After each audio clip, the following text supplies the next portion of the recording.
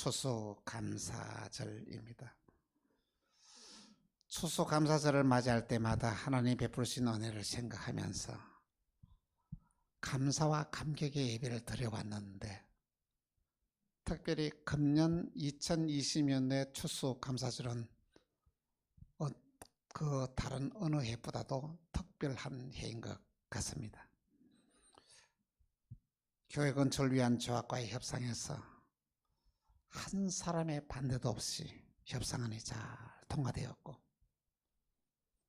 더구나 그 힘들고 어려운 이 이사 과정을 무사히 잘 마쳐서 추수감사 예배를 드리게 된 것, 얼마나 큰 은혜요 축복인지 모릅니다.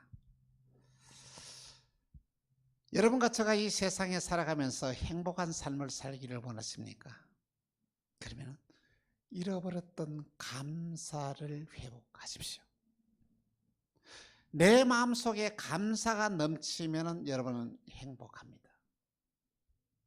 감사가 넘치는 삶을 살아가는 자에게 하나님께서는 큰 은혜를 더해 주시는데, 오늘 우리가 세상을 살아가면서 축복받는 비밀을 오늘 본문은 우리에게 소상하게 설명해 주고 있습니다. 오늘 본문에 보니 10명의 나병 환자가 있었습니다. 나병 환자들은 가족들과 같이 함께 살 수가 없고 떨어져서 그들만이 모여서 살아가게 되었던 것입니다. 그런데 어느 날 예수님이 그 동네를 지나간다는 소문이 들립니다. 그래서 10명의 나병 환자는 예수님을 직접 찾아가 배울 수 없으니까 저 먼 곳에서 크게 소리를 지릅니다. 예수 선생님이여, 우리를 불쌍히 여겨 주옵소서. 이 한마디의 외침 속에 그들의 삶 가운데 아픔과 절망과 고독과 고충이 다 들어있었던 것입니다. 여러분, 나병 환자의 삶이 얼마나 비참한지 여러분 잘 알고 계십니까? 저희가 어릴 때 자랐던 한 동네에 그 나병 환자촌이 있었는데 마을에서 멀리 떨어졌어요. 뭐냐면은 나병 환자들은 저 큰 높은 산을 넘어서 산 속에서 그들이 살고 있었습니다. 그들은 집단촌을 생활하면서 나병 환자의 삶이 얼마나 힘들고 어려웠냐 하면은, 여러분, 나병이 왜 무서웠냐 하면요, 나병이 걸릴 때에 아프다는 고통을 몰라요. 어느 정도냐면은, 여러분이 길을 가다가 나병 환자들이 손가락 하나 뚝 떨어져 나가요. 그래도 아픈 줄 몰라요. 오늘 보니까 손가락 날아가고 발가락도 하나 없어지고, 그래서 그것이 참 굉장히 무서운 것입니다. 지금은 치료약이 많이 발전이 되어서 말이죠, 그것이 나병이 거의 다 치료가 됩니다만, 그때 당시에는 불치의 병이 나병 환자들이었다는 것입니다. 그런데 이들은 예수님이 지나가는 선생님을, 그래, 예수님께서는 우리의 나병을 고쳐주실 것이어요. 그래서 예수 선생님이여, 우리를 불쌍히 여기주옵소서 하고 큰 소리를 지르니 예수님께서 그 소리를 들으시고 이렇게 말씀하십니다. 누가복음 7장 14절에 이렇게 말씀을 합니다. 보시고 이르시되 가서 제사장에게 너희 몸을 보이라 하셨더니 그들이 가다가 깨끗함을 받은 줄. 할렐루야. 예수님께서 어떻게 합니까? 이 나병 환자에게 가서 이리 오너라, 내가 고쳐줄게 하고 안수 기도해 준 것이 아니라 그냥 제사장에 가서 너희 몸을 보이라, 이 말씀만 주었습니다. 그런데 이 나병 환자들이 예수님의 말씀을 그들을 믿고 제사장에게 보이러 가다가 모두 다 깨끗하게 고침을 받았다는 말씀인 것입니다. 여러분, 나병 환자들이 예수 선생님이여 우리를 불쌍히 여기소서, 간절히 부르짖을 때에 나병 환자들의 생각은 어떻을까요? 예수님이 지금 찾아와셔서 손을 만져주면서 안수하면서 고쳐줄 것이야, 그렇게 생각을 했을 것입니다. 근데 그러하지 아니하고 그냥 한마디 합니다. 너희 몸을 제사장에게 보이라고 그렇게 말씀을 하십니다. 나병 환자의 형편을 누구보다 잘 아는 예수님이 어떻게 이런 말씀을 하시냐는 것이죠. 제사장은 어디 삽니까? 예루살렘에 살고 있었습니다. 그들이 나병 환자들이 그들이 자기들의 몸을 보이려고 예루살렘에 갈 때에 그들은 안전이 보장되지 않습니다. 문둥병자가 온다는 소식을 듣고 저물 사람들은 도망갈 것입니다. 그러고는 돌을 던져서 그들을 던져서 말이야 가까이 오지 못하게 하였을 것입니다. 그런 사정을 잘 아는 예수님이 아니 와서 기도해서 고쳐줄 생각을 하지 않고 제사장에 가서 너희 몸을 보이라. 이 말을 여러분 잘못 들으면 얼마나 그들이 상처를 받겠느냐는 것입니다. 또한 더구나 예수님 그렇게 말씀하십니다. 너희가 제사장에게 너희 몸을 보이면 너희 몸이 깨끗하게 고침받을 것이다. 이 말씀도 없어요. 병 고침받는 확신도 없어요. 그냥 너희 몸을 제사장에게 보이라고 하는 그 말을 이 나병 환자들은 믿음으로 받아들인 거예요. 여러분 오늘 저와 여러분이 예수님이 하시는 말씀을 믿음으로 받아들여 행동에 옮기면 기적이 일어납니다. 그렇습니다. 그들은 가다가 놀라운 기적을 처음 했습니다. 진물이 멎었네? 내 얼굴 모습이 달라졌네? 그들이 모두 다 고침받는데 얼마나 고맙겠습니까? 얼마나 감격스럽겠습니까? 그들은 어떻게 됐어요? 그 고마움과 감사를 해야 되지 않겠습니까? 예수님께 쫓아와서 감사하다 고맙습니다 이렇게 해야 되지 않겠습니까? 그런데 그 은혜를 생각하고 고맙습니다 감사합니다 생각하고 예수님께 돌아온 사람은 10명 중에 한 사람. 그것도 누구라고요? 사마리아 사람.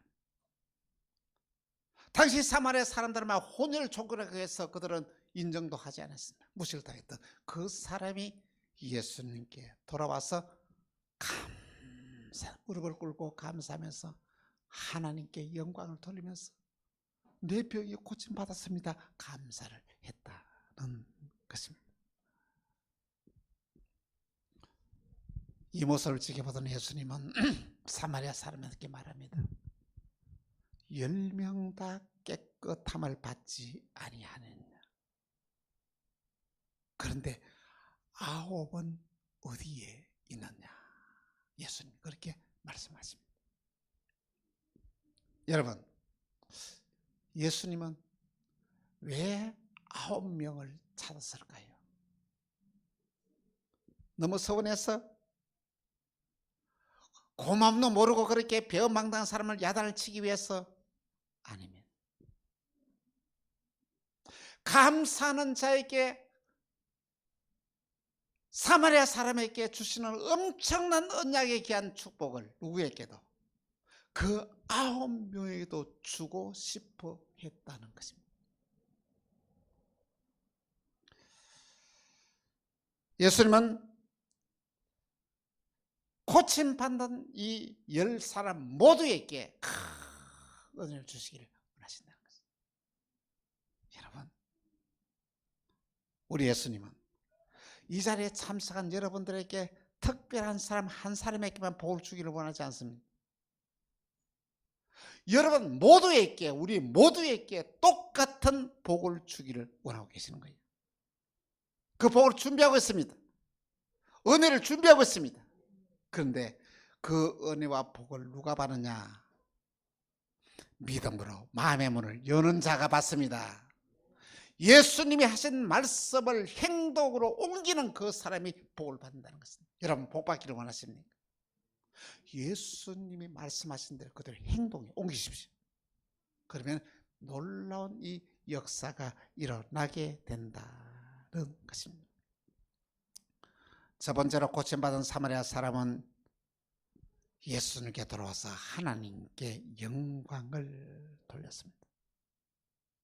누가복음 17장 18절에 이렇게 말씀, 같이 시작. 이방인 외에는 하나님께 영광을 돌리는 자가 없느냐. 그 10명이 다 고침받았지만 이 이방인 사마리아 사람만이 와서 하나님께 영광을 돌렸다는 것입니다. 여러분 어떻게 살기를 원하십니까? 여러분의 삶을 통하여 하나님께 영광을 돌리고 싶지 않습니까? 하나님의 이름을 높이고 싶지 않습니까? 하나님을 찬양하고 싶지 않습니까? 그래서 요리문답 1문에 사람이 제일 되는 목적이 무엇입니까? 라는 질문에 답이 하나님께 영광을 돌리고 다만 그를 즐거워하는 것이다 라고 이 요리문답에 기록되어 있습니다. 오늘 저와 여러분의 귀한 삶이 하나님에게 영광이 되는 삶을 살아가는 삶이 가장 위대한 삶이요 은혜와 축복의 삶이다 라는 말씀인 것입니다. 하나님을 찬양하며 하나님을 높이면서 하나님께 영광을 돌리는 귀한 대표자는 사람이 한 사람이 있었습니다.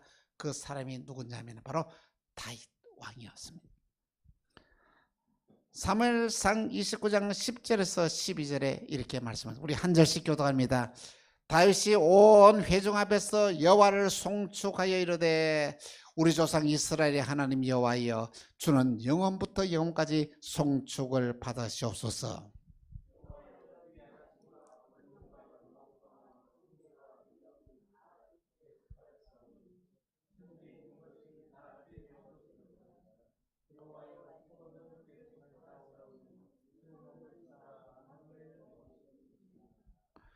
부와 귀가 주께로 말미암고 또 주는 만물의 주제가 됐사 손에 권세와 능력이 있사오니 모든 사람을 크게 하심과 강하게 하심이 주의 손에 있나이다.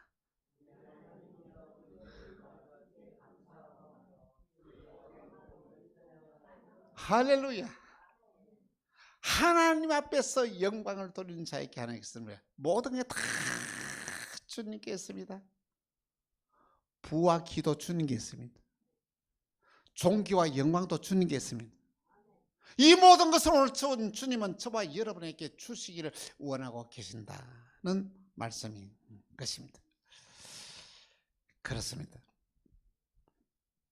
고침받는 사마리아 여인이 사람이 하나님 앞에서 영광을 돌릴 때 이 엄청난 축복을 받아 누리게 되었던 것입니다. 두 번째로 사마리아 사람은 모든 것에서 노임을 받는 귀한 자유를 얻었습니다. 예수님께 돌아와 감사하는 사마리아 사람에게 예수님은 이렇게 말씀하십니다. 일어나라, 가라. 여러분 문둥병으로 살아가는 삶이 얼마나 고충이 많았겠습니까? 얽매이는 삶입니다. 자유가 없습니다. 가족과 함께 살지도 못합니다. 예배를 드리러 갈 수도 없습니다. 그런데 예수님은 이 모든 얽매임에서 그를 자유하게 하셨다는 것입니다. 사랑하는 성도 여러분, 여러분을 붙잡고 있는 것이 무엇입니까? 질병이 여러분을 붙잡고 있습니까? 경제적인 억압이 여러분을 붙잡고 있습니까? 여러분의 풀리지 않는 문제가 무엇이 있습니까? 우리가 감사를 회복하고 주님 앞에 돌아와서 우리가 하나님께 영광을 돌리면 이 모든 얽매임에서 풀어지는 역사가 일어납니다. 예배를 드린 여러분에게 질병에서 노임을 붙잡혀 있는 자가 있습니까? 이 질병에서 노임 받기를 바랍니다. 경제적인 어려움에서 고충에서 붙잡혀 있는 자가 있습니까? 거기에서 해방되는 은혜가 있기를 바랍니다. 문제를 가지고 고민하는 자가 있습니까? 그 문제에서 풀려지는 은혜와 축복이 임하기를 간곡히 부탁을 드립니다. 세 번째로 사마리아 사람은 믿음의 복을 받았습니다. 사마리아 사람은 생명력 있는 믿음을 주님을 통해서 공급받게 되었다는 것입니다. 주님은 고침받는 사마리아 사람에게 이렇게 말합니다. 내 믿음이 너를 구원하였느니라. 할렐루야. 내 믿음이 너를 구원하네. 여러분, 여러분을 구원하는 것은 단대했습니다. 여러분의 믿음입니다. 사마리아 사람이 얘기한 믿음이 그의 모든 역경에서 고충에서 고난에서 구원받았습니다. 여러분, 주님으로부터 인정받는 믿음이 얼마나 소중한지 아십니까? 여러분의 믿음을 주님이 인정하겠습니까? 여러분의 주님이 인정하는 믿음을 가지게 되면 여러분의 가운데 놀라운 기적이 일어납니다. 아브라함이 하나님의 약속의 말씀을 받아서 그대로 지킵니다. 독자 이삭을 모리아산에서 드리라는 귀한 소식을 듣고 그대로 그 다음날 행동에 옮깁니다. 산에 올라가서 장작을 쌓아놓고 독자 이삭을 눕히고 칼을 들고 할 때에 아브라함아 이제야 내가 나를 사랑하는 줄 내가 알아노라. 이제야 내가 하나님을 바르게 경외한 줄 내가 알아노라 하시면서 주신 축복이 여호와 이레의 축복이었습니다. 여호와 이레의 축복은 하나님이 미리 준비하신다는 것입니다. 오늘 저와 여러분의 믿음이 하나님이 인정하는 믿음을 쏘게 되면 여러분의 생애에 모든 필요한 걸 하나님이 준비시킵니다. 여호와 이레의 축복이 임하게 됩니다. 이 놀라우신 기적의 삶을 살아가게 된다는 말씀인 것입니다. 여러분, 무엇이 진정한 축복인지 아십니까? 주님으로부터 인정받는 믿음이 가장 귀한 축복인 것입니다. 세상의 부귀 영화가 복이 아니라 주님으로부터 인정받은 믿음을 소유한 자가 진짜 복받은 자다는 것입니다. 세상의 부귀영화는 화가 될 수 있습니다. 이 부귀영화를 추구하고 쫓아가다가 망한 자들이 얼마나 이 세상에 많은지 모릅니다. 그러나 믿음을 쫓아 살아가는 자는 망한 자가 없습니다. 믿음을 쫓아 살아가는 자는 부를 얻고 영생을 얻고 은혜와 축복의 삶을 살아가게 된다는 말씀인 것입니다. 믿음의 복은 우리를 살리고 구원을 받게 합니다. 우리는 예수를 믿는 믿음으로 영육이 구원받고 언약된 모든 축복을 받게 합니다. 주님이 인정하는 참 믿음을 소유하는 여러분이 다 되기를 간곡히 부탁을 드립니다. 사랑하는 성도 여러분, 오늘은 추수감사 주일입니다. 여러분은 한 해 동안에 하나님이 나에게 베푸신 은혜를 얼마나 발견했습니까? 어떤 마음을 가지고 오늘 이 자리에 예배하러 나왔습니까? 받은 은혜는 많은데 감사를 잃어버리고 살아가지는 않습니다. 여러분이 은혜를 받고도 도망간 9명은 아닙니까?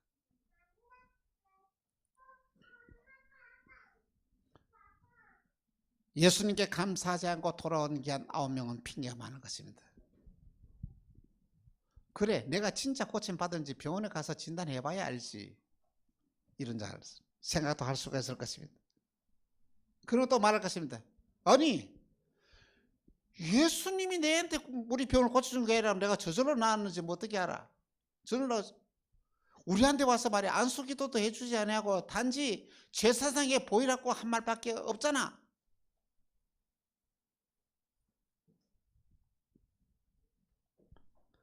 그들은 돌아오지 않았습니다. 감사하지 않았습니다. 이 모습을 바라보면서 여러분, 얼마나 많은 사람들이 여러분 받은 은혜에 대해서 감사를 깨닫는 자는 얼마나 될 줄 아십니까? 오늘 보면 나서는 10분이 이렇습니다. 아마 저는 그렇지 않나 생각합니다. 받은 은혜에 대해서 감사를 표현한 자는 10분의 1 정도밖에 안 된다고 저는 생각합니다. 9명은 몰라요. 그래도 받은 은혜에 대해서 고마움을 느끼고 감사를 하는 자는 10명에 1명 정도나 될 겁니다. 누가 복받은 자입니까? 감사를 깨닫고 감사를 표시하는 그 사람이 복받은 자인 것입니다. 나는 어떤 자입니까? 받은 은혜를 감사를 깨닫는 자입니까? 아니면 이 9명 같이 깨닫지도 못하고 그냥 감사하지 않으려고 도망간 자입니다. 주님 우리를 찾았습니다. 9명은 어디 있느냐? 9명을 찾은 이유는 이 9명에게도 주님은 이 한 사람에게 돌아오는 감사한 자에게 주시는 이 복을 주시기 위해서 은혜를 주시기 위해서 찾습니다. 그들을 구원하기 위하여 찾는다는 것입니다. 하나님은 오늘 저와 여러분을 왜 찾는지 아십니까? 은혜를 주시기 위하여 찾습니다. 복을 주시기 위하여 찾습니다. 진정한 영육의 구원을 이루기 위하여 찾습니다. 우리는 주님께 돌아와야 됩니다. 잃어버렸던 감사를 회복해야 됩니다. 여러분과 제가 감사가 회복되어지면 여러분의 삶에 기적이 납니다. 받은 축복이 많지만은 받은 은혜가 많지만은 그걸 가지고 세상으로 도망가지는 않습니다.